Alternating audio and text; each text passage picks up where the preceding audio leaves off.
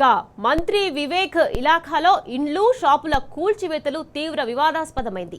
అభివృద్ధి పేరిట కూల్చివేతలకు పాల్పడుతున్న కాంగ్రెస్ సర్కార్పై స్థానికులు ఆగ్రహం వ్యక్తం చేస్తున్నారు. కనీసం నోటీసులు ప్రత్యామ్నాయ ఏర్పాట్లు చేయకుండానే తరతరాలుగా వస్తున్న దుకాణాలను కూల్చడంతో తమ జీవనోపాధి పోయి రోడ్డున పడ్డామని మండిపడుతున్నారు. మంత్రి వివేక్ మున్సిపల్ అధికారులకు ఎన్నిసార్లు విన్నవించుకున్నా స్పందించడం లేదని ఆందోళన వ్యక్తం చేస్తున్నారు. దీనిపై మరింత సమాచారం మా ప్రతినిధి ఉమేష్ అందిస్తారు. వివేక్ ప్రాతినిధ్యం వహిస్తున్న చెన్నూరు నియోజకవర్గంలో రోడ్డు వెడల్పు పేరిట ఇండ్లు దుకాణాల కూల్చివేతలు వివాదాస్పదంగా మారాయి.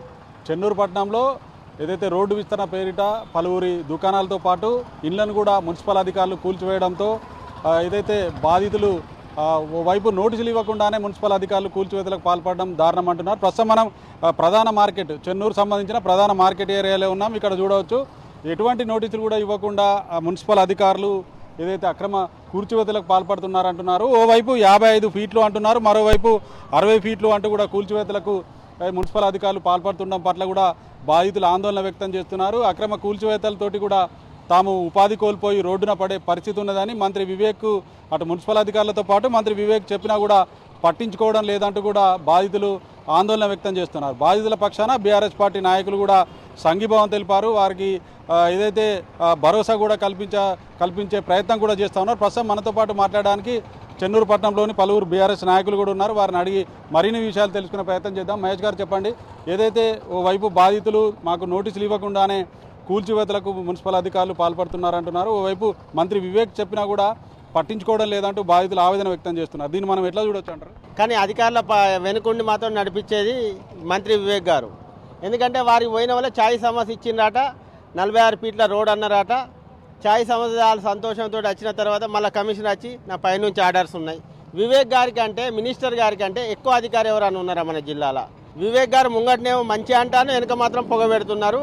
ఇది వివేక్ గారికే దక్కుతుంది. మేము ఏమంటున్నామంటే బీఆర్ఎస్ పార్టీ డెవలప్మెంట్కు వ్యతిరేకం కాదు. కాకపోతే ఏంటంటే వారికి ఎంత పోతుంది ఏంది దాన్ని చెప్పి మీరు తీసుకొని తప్పితే ఒకడు వచ్చి 46 ఫీట్లు అంటారు, ఇంకో అధికారి వచ్చి 52 ఫీట్లు అంటారు, ఇంకొకరు వచ్చి 46 ఫీట్లు. ఇది ఎంతవరకు సమంజసం అండి? మేము డెవలప్మెంట్ చేసినాం, జలాల్ పెట్రోల్ బంక్ నుంచి అంబేద్కర్ స్కాచ్ వరకు. వాళ్ళని మెప్పించి ఒప్పించి గుళ్ళున్నా మజీదులున్నా వాళ్ళని మెప్పించి ఒప్పించి డెవలప్మెంట్ చేసినాం.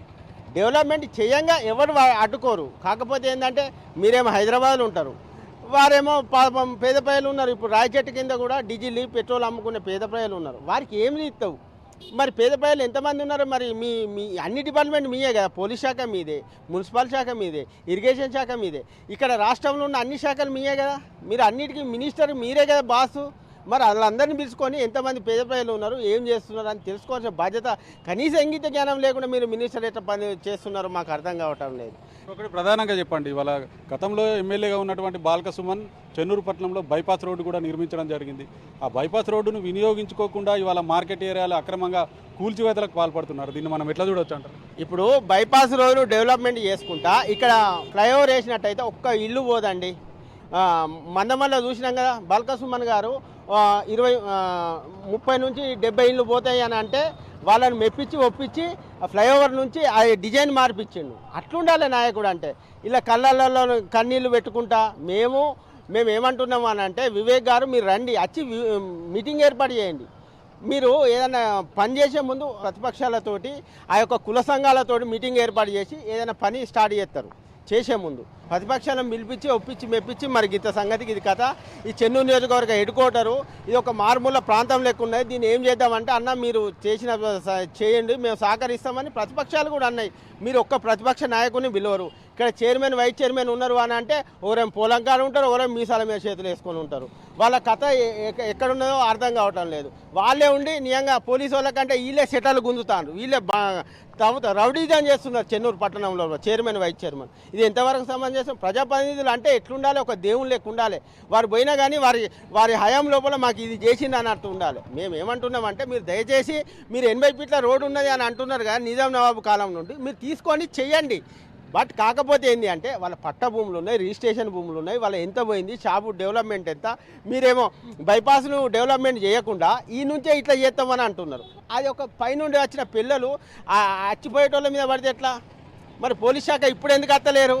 బీఆర్ఎస్ పార్టీ రాగానే మేము 5 ఫీట్లు తక్కువ చేసినామని ఎందుకంటాను అంటే బీఆర్ఎస్ పార్టీ శ్రీరామ రక్ష తెలంగాణకు కానీ చెన్నూరు కానీ.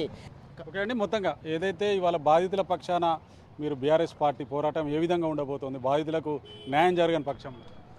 ఖచ్చితంగా బీఆర్ఎస్ పార్టీ తరపున మా నాయకుడు సుమరన్న గారి ఆధ్వర్యంలో ఖచ్చితంగా బాధితులు ఏదైతే కోరుకుంటున్నారో వాళ్ళు కూడా స్వచ్ఛందంగా అభివృద్ధికి వాళ్ళే సహకరించడానికి సిద్ధంగా ఉన్నారు. నిన్న మేము డోర్ టు డోర్ తిరిగి పరామర్శించిన సందర్భంలో వాళ్ళు స్వచ్ఛందంగా మేము కూడా అభివృద్ధికి సిద్ధంగానే ఉన్నాం. కాకపోతే మాకు ముందస్తు నోటీస్ ఇచ్చి మా ఆస్తి అసలు ఎంతవరకు పోతుంది, మా ఆస్తి ఎన్ని ఫీట్లు తీస్తారనేది ఒక క్లారిటీ లేదు. కలెక్టర్ ఏమో కమిషనర్కు 60 ఫీట్లు తీయాలని చెప్పి ఒక జీవో ఇస్తాడు, మళ్ళా కమిషనర్ ఏమో 66 అంటాడు, మినిస్టర్ ఏమో 50 అంటాడు. వైస్ చైర్మన్ పాలక వర్గాన్ని కూడా అసలు ఎన్ని ఫీట్లు తీస్తారనే క్లారిటీ కూడా లేదు. నిన్న బీఆర్ఎస్ పార్టీ ఇక్కడ ప్రోగ్రామ్ చేయగానే దానికి అధికార యంత్రాంగం మొత్తం భయపడి కలెక్టర్ స్టేట్మెంట్ ఇస్తాడు. జీవో ప్రకారం ఏమో 60 ఫీట్ల కలెక్టర్ అప్రూవల్ ఇచ్చి ఈయన మాత్రం స్టేట్మెంట్ మాత్రమే 56 ఫీట్లే తీస్తామని చెప్పి చెప్పడం ఎంతవరకు ఒక రాజకీయ నాయకుని మాటలు అటు ఇటు మారుతున్నాయని ఒక అర్థం ఉంది. కానీ ఒక అధికారి అయి ఉండి ఒక జిల్లా కలెక్టర్ అయి ఉండి అయినా కూడా రాజకీయ నాయకుని తీరే మాటలు మాట్లాడడం అనేది చాలా విడ్డూరం. ఖచ్చితంగా బీఆర్ఎస్ పార్టీ తరఫున మేము బాధితుల పక్షాన బాధితులు ఏదైతే వాళ్ళు కోరుకుంటున్నారో వాళ్ళకి ఖచ్చితంగా ఎన్ని ఫీట్లు తీస్తారనేది ఒక క్లారిటీ ఇవ్వాలి బాధితులకు.